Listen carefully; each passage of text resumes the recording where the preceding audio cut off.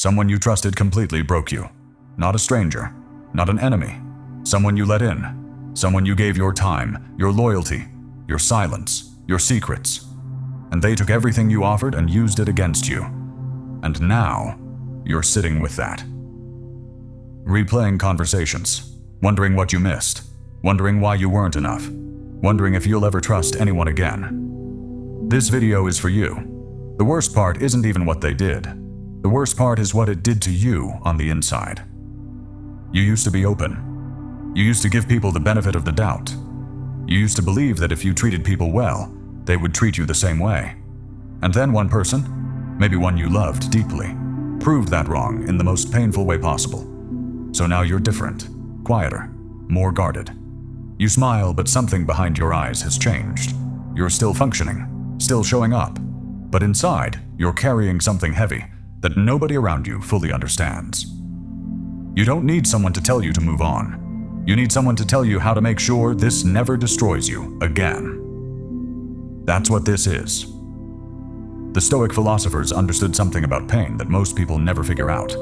They understood that suffering doesn't come from what happens to you. It comes from being unprepared for what happens to you.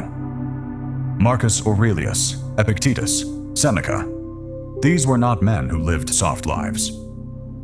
They were men who were betrayed, enslaved, exiled, and broken by circumstance. And they came out of it with something most people spend their whole lives searching for. Armor. Not the kind that keeps people out. The kind that keeps you standing, no matter what comes in. That armor has a name, and today, you're going to build it. Point 1. Accept that the version of them you loved was real to you, but so was their betrayal. One of the most painful things about being hurt by someone close is the confusion it creates. You keep asking yourself, was any of it real? Did they ever actually care? Was I foolish for trusting them? Here's the Stoic truth. What you felt was real. What you gave was real. That doesn't change because of what they chose to do with it. Epictetus taught that we cannot control other people's choices, only our own. The moment you stop trying to reconcile who they were with what they did, you free yourself from a prison they don't even know they put you in. Stop trying to make the two versions of them make sense. They don't have to. You just have to accept that both existed and choose what you do next. The person who hurt you doesn't get to also be the person who defines you. Point 2. Stop explaining your pain to people who weren't there. After you've been hurt, the instinct is to talk about it, to process it out loud, to tell your story hoping someone will validate what you went through. But here's what nobody tells you. Every time you retell the story of how someone broke you, you relive the breaking. You hand the wound fresh air and it stays open. The Stoics called this voluntary suffering, choosing to return to pain that is already in the past. This doesn't mean suppress what you feel. It means stop performing your pain for an audience that can't heal it. Journal it. Sit with it alone. Take it to one person who has earned that level of trust. But stop broadcasting it to everyone who asks how you're doing. Silence about your pain is not weakness. It is the beginning of your armor. Point 3. Rebuild your relationship with your own judgment. When someone betrays you, the damage goes deeper than the relationship. It damages how much you trust yourself. You start thinking, I should have seen it coming. I ignored the signs. My judgment is broken. How can I ever trust my own instincts again? Marcus Aurelius wrote in his Meditations that a man who stumbles is not a fallen man. He is a man who now knows where the ground shifts beneath his feet. Your judgment wasn't broken. It was incomplete. You gave someone the benefit of the doubt because that is what decent people do. That is not a flaw. That is a feature of who you are. What you do now is add discernment to your decency. You don't become cold. You become careful. You watch how people behave over time, not just how they present themselves in the beginning. Trust is no longer something you give freely. It is something people earn slowly through consistent action. Point 4. Let your anger be fuel, not a fire you live inside. There is a stage after betrayal where anger moves in and feels like it belongs there. And honestly, that anger is valid. What was done to you was wrong. Full stop.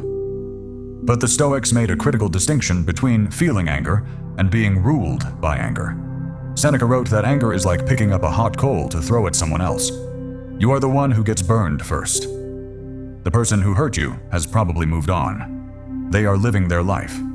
And here you are, still on fire over what they did. Still giving them space in your mind, rent-free. Still letting their actions dictate your emotional state, months or even years later. Use the anger.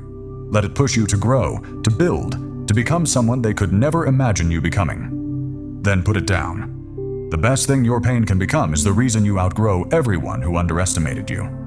Point 5. Protect your energy like it is the most valuable thing you own. Because it is. After being hurt, most people make one of two mistakes.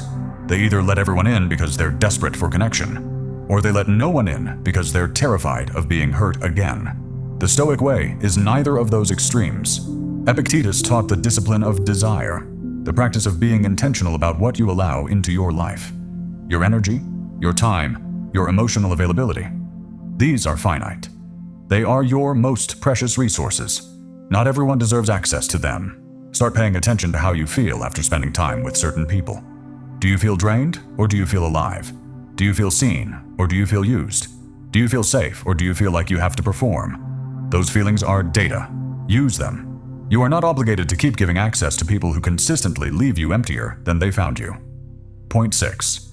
Become someone the old version of you would be in awe of.